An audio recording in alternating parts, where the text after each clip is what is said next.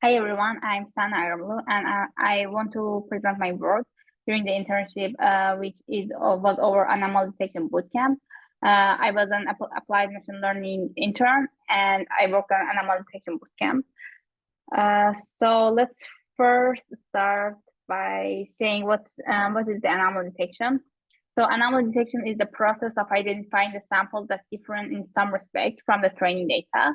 In the training time we try to model the distribution of the training data, and during the inference, we check that whether new samples conform to the distribution defined in the training examples or not, and it can be applied to different data. But here in my work, I focus on the graph data and video data.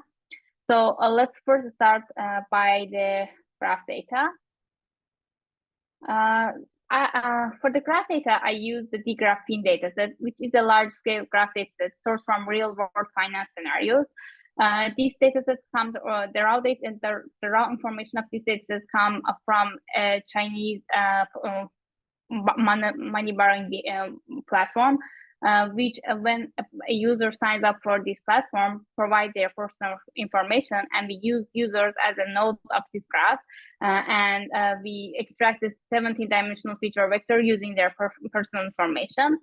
When they want to borrow money from this platform, they need to provide an emergency contact, which this is an exceptional information, and we use this information at the edge of our graph.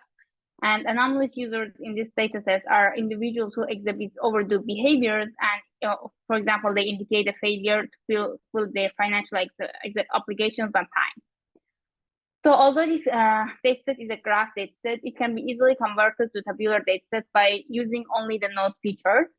And so we study both graph methods and tabular methods on this dataset.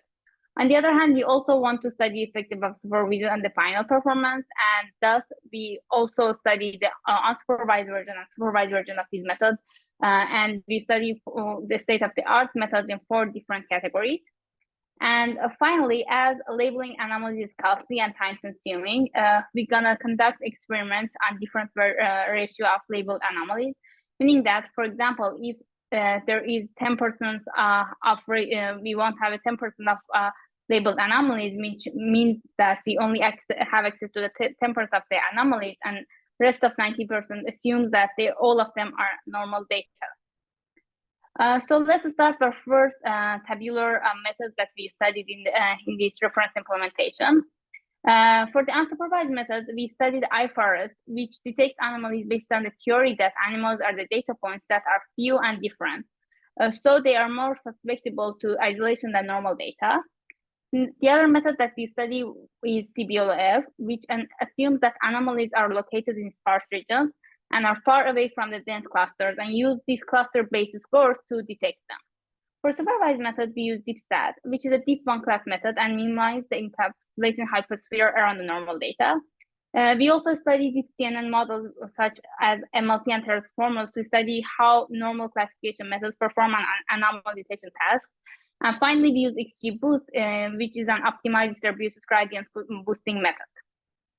For graph anomaly detection and unsupervised methods, we use OCGNN, which is again unsupervised deep one-class approach, which is specifically designed for graph neural networks to gain the information of graph relations.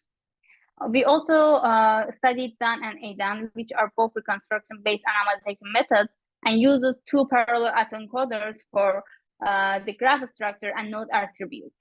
However, the difference between 2 methods is that DONE uses a mean squared estimation loss to match latent distribution of 2 autoencoders. However, AdONE performs an adversarial training to match latent distribution of these autoencoders. For supervised method, we studied GCN and SAGE, which is a basic classification graph network. And the difference between 2 networks is that SAGE is a general inductive framework. However, GCN is transductive and learns a different representation for each node and might not perform well on unseen nodes. However, as seen, SAGE is inductive and use sampling to get the latent representation, it performs better in the unseen nodes. Finally, we studied AMNet, which is based on signal theory and assumes that abnormal nodes in graph often activate high-pass filters as they exhibit similarity to their mostly normal samples. Comparing the results of these methods, we can see that all supervised methods are better than the unsupervised methods. However, comparing between graph methods and tabular methods, we can see that graph supervised methods are better than tabular supervised methods. However, graph unsupervised methods have comparative performance with tabular unsupervised methods.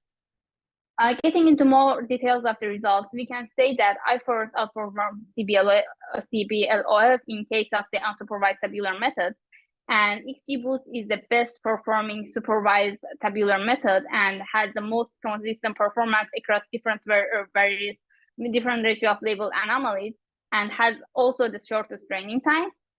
AdONE outperforms done due to its approach of adversarial training.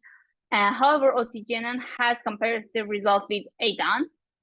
SAGE is the best performing algorithm, and although it's best, however, it is very sensitive for the ratio of labeled anomalies, which means that if we decrease the ratio of labeled anomalies, it performs worse, and if we provide more labeled anomalies, it can perform better.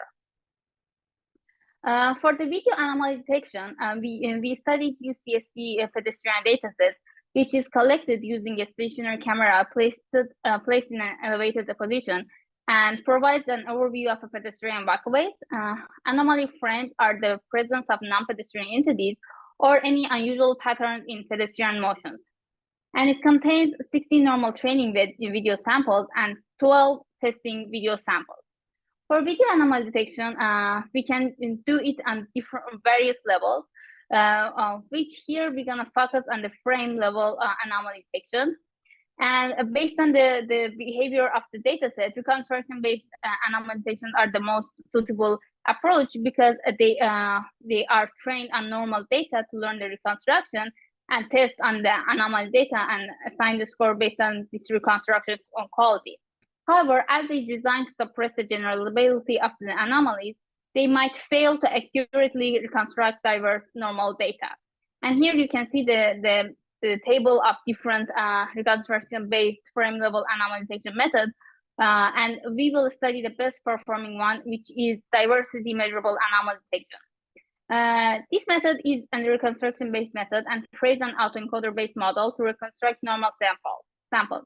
However, in order to increase the generalizability, it defines the augmentation over reconstructed image by first estimating the coarse deformation, which corresponds to position of the pedestrian, and estimate the fine deformations, which corresponds to the pedestrian behaviors. And here you can see the results of this method, which in the first method we visualize the scores assigned to each frame levels. And here, if you see this red part, means that the anomaly exists in this frame. And two below image shows the first one shows the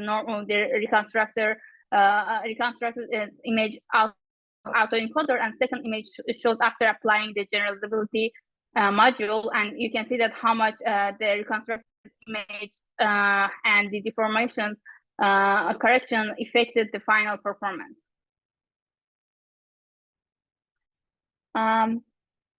In conclusion, in the summer, I prepared two different reference implementations, and each of them for the pipeline for training, validation, and inference of different methods. First one was the graph dataset, which I implemented 6 graph and 6 tabular methods to study effect of graph relationships, implemented 8 supervised and 4 supervised methods to study effect of supervision, and performed the experiments for supervised methods over 8 various ratio of labeled anomalies. And the second demo was over the video dataset, which implemented a frame level method to study the generalization ability construction-based methods over unseen normal data. For listening, please feel free to ask any questions. I think that's amazing presentation. So everything is very clear. Just can you go back to the results? There was like, small charts in one of the slides. Yeah, I think This one, yes, right? yeah. These one. So because like they're very tiny, but like that's amazing. So I mean, just like if you want to debrief it in like 1 or 2 lines, that what exactly the findings. I mean, what is your findings for unsupervised tabular versus supervised tabular in terms of Oh, yeah. this ROC curve? Yeah. I think the main finding is that supervised tabular methods for sure perform much better than unsupervised methods. But the most interesting finding is that, for example, if you have the ratio of labeled anomalies equal to 1%, and we only provide the 1% of samples for anomalies, it performs better than not having any labels. And I think this actually shows how much important to only even be able to label a very small portion of data, and this would help us so much to perform much better, comparing to having a completely unsupervised data set. Okay, I got it.